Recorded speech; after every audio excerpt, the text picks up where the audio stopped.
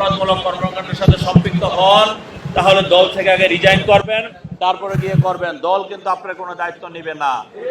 এবং যারা কোনো অপরাধমূলক কর্মকাণ্ডের সাথে সম্পৃক্ত হবেন, দল থেকে প্রয়োজনে তাদের বিরুদ্ধে সাংগঠনিক ব্যবস্থা এবং আইনি ব্যবস্থা নেওয়া হবে, এটা মনে রাখবেন। কেউ যদি, আমি একটা কথা বলি, কেউ যদি আপনাদের বিরুদ্ধে ভয়ে ডরে সম্পর্কের কারণে মামলা করতে নাও চায়, আমি SM জাহাঙ্গীর, ঢাকা 18 আসনের MP, জনগণের কল্যাণে আমি আমার আপন ভাইয়ের বিরুদ্ধে মামলা করতে প্রস্তুত আছি। কথাটা দয়া করে খেয়াল রাখবেন। যারা নিজেকে বেশি স্মার্ট মনে করেন, আমি কথাটা খেয়াল করে শুনবেন, যারা নিজেকে বেশি স্মার্ট মনে করেন, দয়া করে স্মার্টনেসটা একটু কমান।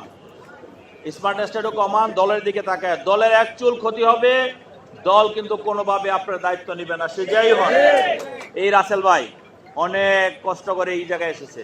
রাসেল ভাই যদি কোনো রকম কোনো এক চুল পরিমাণ দলের সাথে অপকর্ম করে এবং দল যদি ক্ষতিগ্রস্ত হয় এক চুল পরিমাণ, দল রাসেল ভাইয়ের দায়িত্ব কিন্তু নিবে না।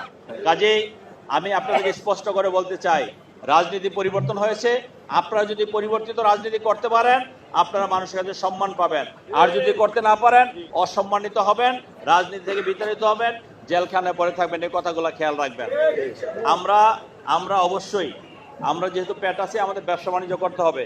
আমরা যৌক্তিক ব্যবসা বাণিজ্য যেগুলো আছে সেগুলো আমরা করব, সেটা সম্মানের সাথে।